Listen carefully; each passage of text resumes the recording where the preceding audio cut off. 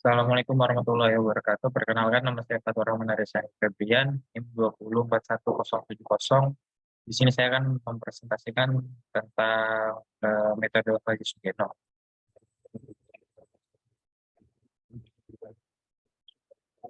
Yang pertama, kita harus mengetahui terlebih dahulu sistem pakar itu apa. Apa sih sistem pakar itu? Sistem pakar adalah expert system, atau biasa yang kita sebut dengan expert system adalah aplikasi berbasis komputer yang digunakan untuk menyelesaikan masalah sebagaimana yang dipikirkan oleh pakar. Kemudian ada beberapa metode pengembangan dalam sistem pakar, yaitu yang pertama ada inisiasi proyek adalah langkah pertama dalam pengembangan sistem pakar. Tujuan pokoknya adalah mengidentifikasi masalah dan mempersiapkan aksi seleksinya. Kemudian yang kedua ada analisis dan desain sistem. Setelah konsep disetujui, analisis sistem detail harus dijalankan untuk memperkirakan fungsionalitas sistem.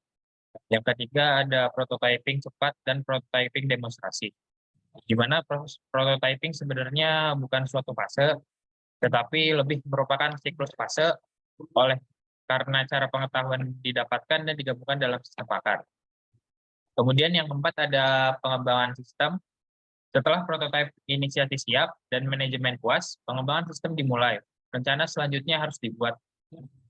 Kemudian yang kelima ada implementasi, yaitu penyelesaian pengembangan sistem bukanlah akhir dari pengembangan sistem. Proses implementasi sistem pakar dapat menjadi lama dan kompleks. Yang keenam ada pasca implementasi. Berapa aktivitas dijalankan setelah disebarkan pada pengguna. Yang paling penting dari aktivitas ini adalah operasi, pemeliharaan, upgrade, dan perluasan, juga evaluasi sistem. Kemudian lanjut ke metode Fajri Sugeno pada sistem pakar. Metode Fajri Sugeno adalah suatu metode yang dapat digunakan untuk memperoleh hasil suatu diagnosa pada suatu sistem pakar. Kemudian penalaran dengan metode Fajri Sugeno hampir sama dengan penalaran metode Mamdani. Hanya saja output atau konsekuen sistem tidak berupa himpunan Fajri, melainkan berupa konstanta atau persamaan linear. Metode ini diperkenalkan oleh Takagi Sugeno Kang pada tahun 1985,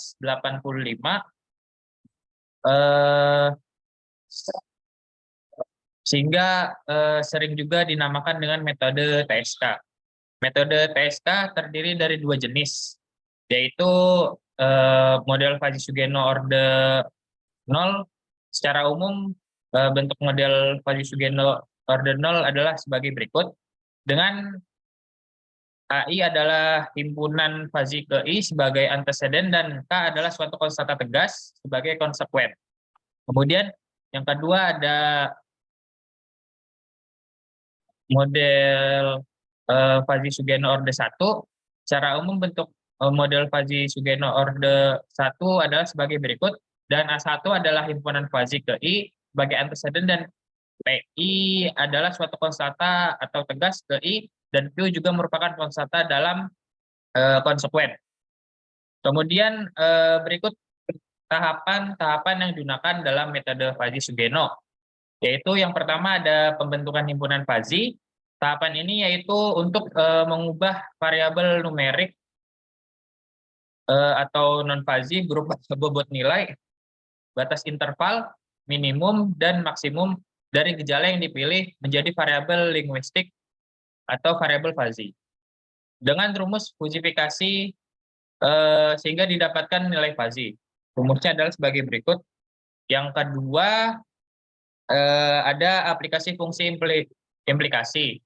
Tahapan ini menghitung nilai fusifikasi dari gejala yang digunakan dengan rumus sebagai berikut. Yang ketiga atau tahapan terakhir yaitu defusifikasi. Tahapan ini merupakan tahapan akhir dari logika Fajri, di mana setelah dilakukan fusifikasi pada tiap gejala yang dipilih.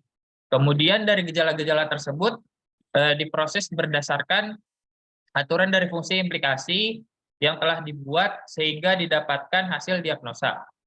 Rumus umum untuk refusifikasi metode Fasi-Sugeno yaitu sebagai berikut. WA dengan keterangan WA atau weighted average sebagai nilai rata-rata, AN nilai predikat aturan ke N, ZA indeks nilai input konstanta ke N. Kemudian di sini untuk contoh studi kasusnya yaitu sistem pakar diagnosa vitiligo menerapkan metode Fasi-Sugeno.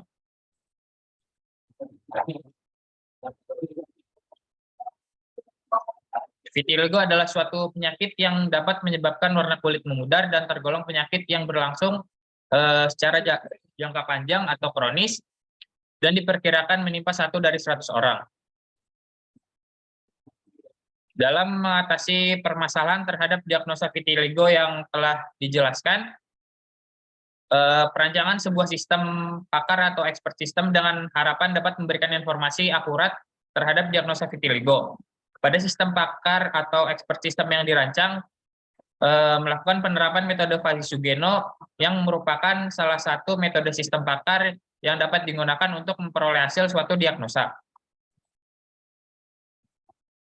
Kemudian beberapa struktur basis pengetahuan pada sistem pakar ini yaitu basis pengetahuan penyakit dan basis pengetahuan gejala dari penyakit vitiligo. Dan berikut adalah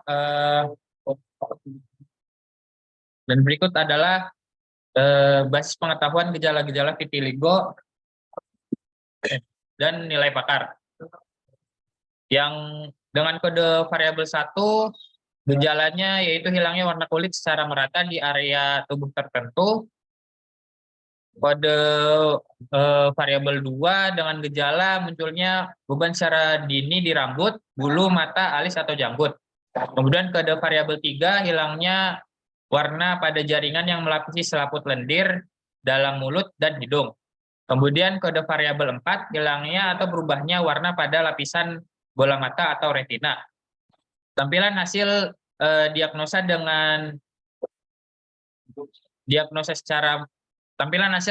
vitiligo dengan diagnosa secara manual untuk sistem ini maka dinyatakan dalam bentuk if-then. Seperti uraian akuisisi pengetahuan di samping. If hilangnya warna kulit secara merata di area tubuh tertentu, ya. If munculnya uban secara dini di rambut, bulu, mata, alis, atau janggut, ya. If hilangnya warna pada jaringan yang melapisi selaput lendir, dalam mulut, dan di hidung, ya. If hilangnya atau berubahnya warna pada lapisan bola mata atau retina, ya. Then vitiligo, ya.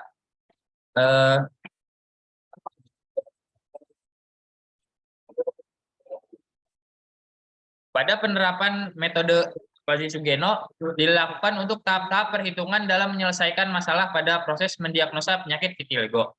Pada tahap ini dihasilkan perhitungan yang dimana perhitungan tersebut akurat untuk hasil diagnosa penyakit vitiligo. Untuk menerapkan metode Fasi-Sugeno pada sistem, ada beberapa variabel yang diperlukan, yaitu bobot nilai dari setiap gejala, batas nilai minimum setiap gejala, batas nilai maksimum setiap gejala, dan aturan yang menunjukkan gejala-gejala yang dimiliki oleh penyakit. Berikut basis pengetahuan berdasarkan asumsi dari pakar dan penerapan dari logika Fasi. Maka range interval dibagi menjadi 3 kategori, yaitu ringan dengan kisaran 0,0 sampai dengan 0,4, kemudian sedang dengan kisaran 0,3 sampai 0,7, dan parah dengan kisaran 0,6 sampai 1. Berikut adalah range interval dari setiap gejala.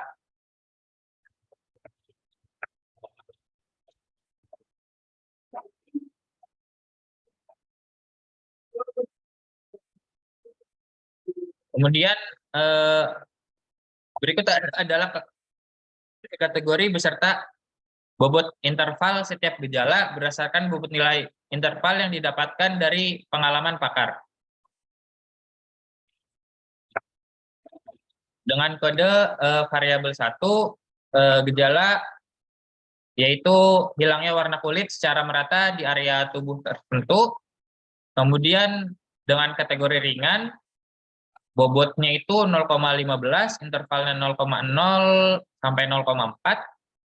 Yang kedua ada kode variabel 2, gejalanya yaitu munculnya uban secara dini di rambut, bulu, mata, alis, atau janggut. Kategorinya ringan, kemudian bobot intervalnya 0,15, bobotnya 0,15, intervalnya 0,5 sampai 0,4. Kode variabel 3 dengan gejala hilangnya warna pada jaringan yang melapisi selaput lendir dalam mulut dan hidung. Kategorinya sedang, bobotnya yaitu 0,5, intervalnya 0,3 sampai 0,7. Kemudian kode variabel 4 dengan gejala hilangnya atau berubahnya warna pada lapisan bola mata atau retina. Kategorinya parah, bobotnya 0,8, intervalnya 0,6 sampai 1.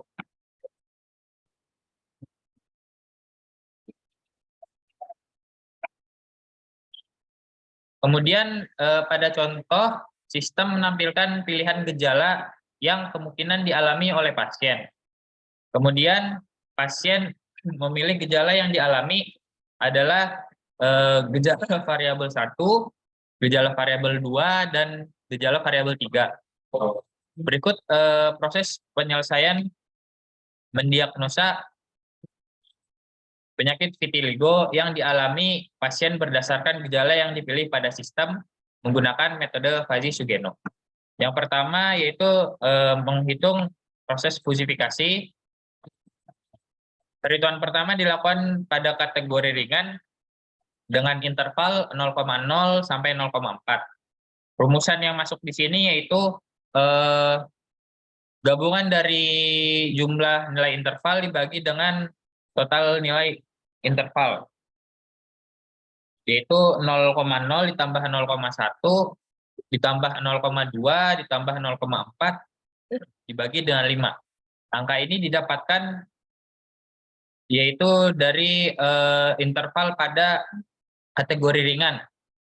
Range interval pada kategori ringan dari 0,0 sampai 0,4. Kemudian angka 5 tersebut didapatkan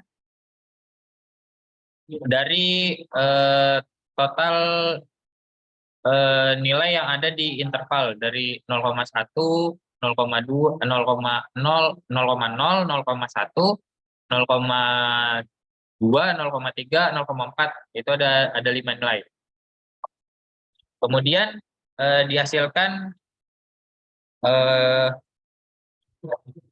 setelah dilakukan penjumlahan kemudian pembagian, dihasilkan angka 0,2 untuk proses fusifikasi pada kategori ringan. Kemudian pada kategori sedang dengan interval 0,3 sampai 0,7, perhitungan rumusan masalahnya sama, yaitu dengan memasukkan nilai jumlah nilai interval dibagi dengan total nilai interval 0,3 ditambah 0,4 ditambah 0,5 ditambah 0,6 ditambah 0,7 kemudian dibagi dengan 5. Hasilnya yaitu 0,5. Didapatkan proses fusifikasi untuk kategori sedang yaitu 0,5. Kemudian untuk kategori parah dengan interval 0,6 sampai 1 dengan rumusan B 0,6 ditambah 0,7 ditambah 0,8 ditambah 0,9 ditambah 1 dibagi dengan total nilai pada range intervalnya, yaitu 5. Kemudian 4 bagi 5 sama dengan 0,8. Setelah dilakukan proses fusifikasi, selanjutnya menghitung nilai fusifikasi. Yang pertama, menghitung nilai fusifikasi pada gejala variabel 1, dan gejala variabel 2 dengan kategori ringan dengan F sama dengan 0,15 dikurang 0,0, kemudian dibagi 0,2 dikurangin 0,0. Angka ini didapatkan 0,15 ini didapatkan dari bobot nilai pada tabel basis pengetahuan kategori gejala. Untuk kategori 0,15 ini masuk dalam kategori ringan. Kemudian 0,2 ini didapatkan dari proses fusifikasi yang dilakukan pada tahapan pertama untuk kategori ringan, yaitu 0,2. Dan didapatkan nilai fusifikasi pada gejala variabel 1 dan gejala variabel 2, yaitu 0,75. Kemudian untuk yang kedua yaitu menghitung nilai fusifikasi pada gejala variabel 3. Untuk gejala variabel 3 yaitu 0,5 dikurang 0,3 dibagi dengan 0,5 dikurang 0,3. Angka ini sama didapatkan dari bobot nilai pada basis pengetahuan kategori gejala dibagi dengan proses dari hasil proses fusifikasi untuk kategori sedang, yaitu 0,5. Di sini hanya dilakukan untuk tahapan gejala variabel 1 dan gejala di sini dilakukan tahapan untuk gejala variabel 1, gejala variabel 2 dan gejala variabel 3 dikarenakan pada pasien memilih gejala yang dialami, yaitu GIPI 1, GIPI 2 dan GIPI 3. Kemudian setelah dilakukan proses menghitung nilai fusifikasi, selanjutnya yaitu menghitung proses defusifikasi. WA atau weighted range dicari nilai rata-rata, yaitu dengan rumusan fusifikasi gejala 1 dikali dengan bobot nilai gejala 1 ditambah fusifikasi gejala 2 dikali dengan bobot nilai gejala 2, kemudian ditambah dengan fusifikasi gejala 3 dikali dengan bobot nilai gejala 3. Angka ini dimasukkan sesuai dengan inputan gejala yang dialami oleh pasien.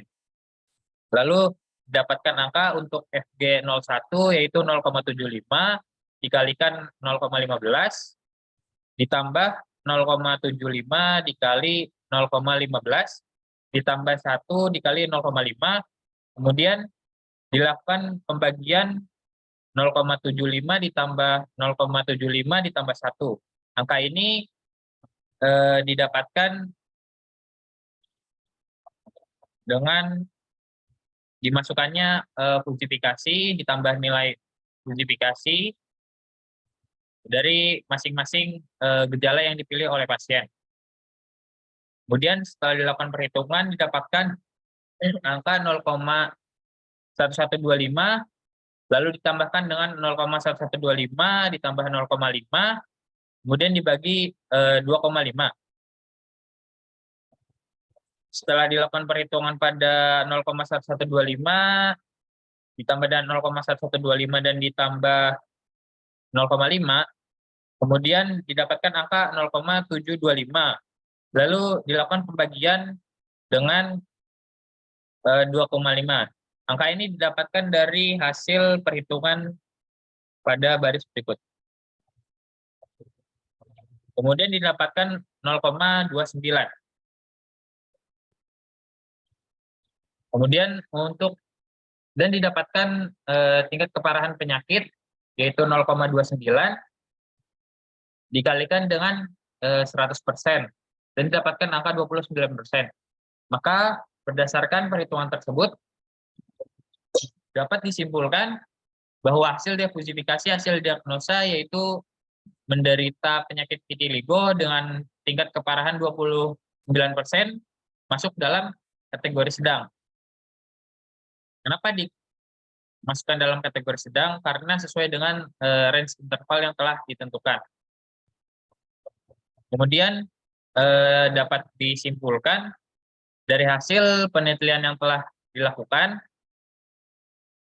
dapat mengambil sebuah kesimpulan dari hasil proses penelitian itu sendiri. Proses diagnosa penyakit vitiligo dilakukan berdasarkan ketentuan gejala yang diperoleh dari pakar. Pakar sendiri pada contoh studi kasus ini yaitu dokter, di mana penerapan metode Fayez-Sugeno dapat mempermudah perolehan hasil keputusan yang akurat dan terpercaya dalam mendiagnosa penyakit vitiligo.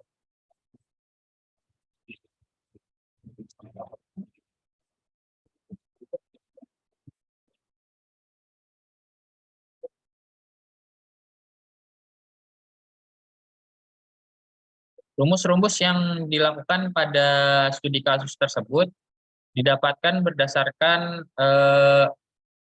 perhitungan-perhitungan pada metode Fayez-Sugeno. Yang pertama, untuk pembentukan himpunan Fuzzy, pada contoh studi kasus itu dimasukkan angka-angkanya dengan rumusan sebagai berikut.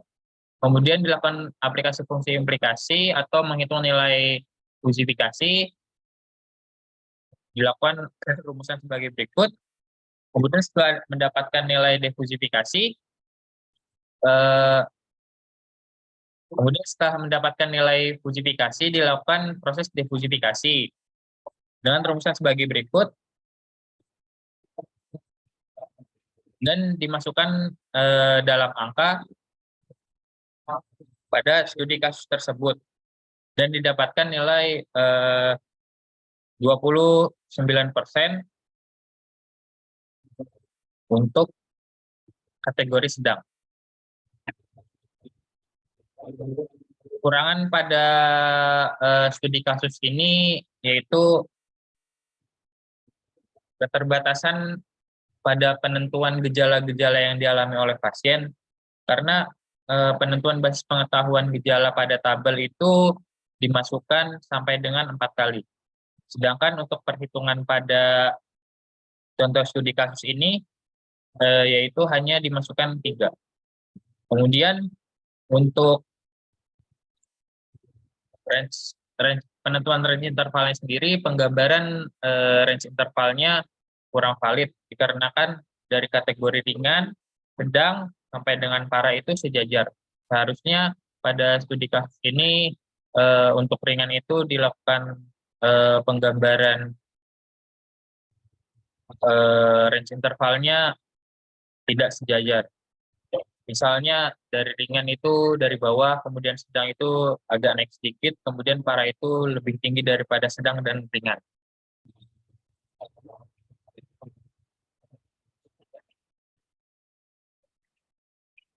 Ya, cukup sekian dari saya. Terima kasih. Assalamualaikum warahmatullahi wabarakatuh.